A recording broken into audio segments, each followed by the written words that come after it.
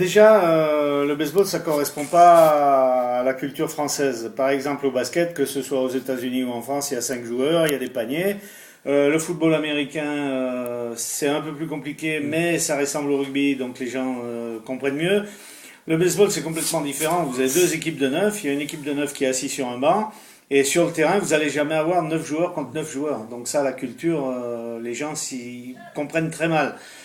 Ceci dit, c'est un sport dynamique, très tactique, où tous les types de morphologie peuvent trouver leur place. Le petit gros, il va frapper fort. Celui qui est mince, il va courir vite. Celui qui est intelligent, il va faire les bons choix. Il y a toutes les places possibles au baseball. Alors, c'est pas un sport très connu en France, oui, comme le football aux États-Unis. Maintenant, ça commence à sortir. Mais voilà, le problème est là. Je pense que c'est pas dans la culture française. Mais c'est en train de venir doucement. Qu'est-ce qui peut faire justement que ça évolue au niveau de l'image? Il faudrait qu'on continue à en faire dans les écoles et c'est pas forcément le cas puisqu'il y a des programmes et que le baseball n'y est pas.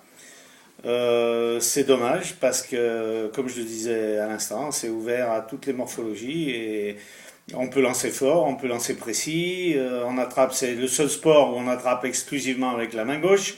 C'est le seul sport où c'est pas une balle qui rentre dans un panier, c'est un gars qui marque un point en marchant sur une plaque. Et encore une différence, c'est la défense qui a le monopole de la balle et non pas l'attaque. Voilà, donc c'est des différences fondamentales, mais c'est un sport extrêmement intéressant du point de vue stratégique, tactique.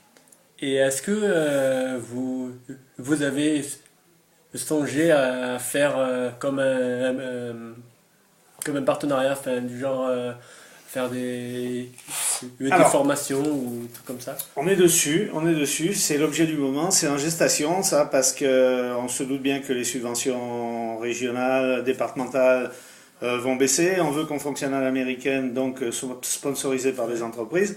Donc on a un projet, le sport et l'entreprise, où on va proposer à des entreprises un système gagnant-gagnant. On va leur proposer des petits stages ou des séances avec leurs employés. Ça va dynamiser leurs employés. Nous, ça va nous permettre de gagner un peu d'argent, c'est-à-dire que l'entreprise y gagne en dynamisme, elle permet de faire du sport à ses employés, et nous, on offre un service, faire jouer les gens au softball certainement, puisque c'est quand même un petit peu plus ludique que le softball et un peu moins difficile.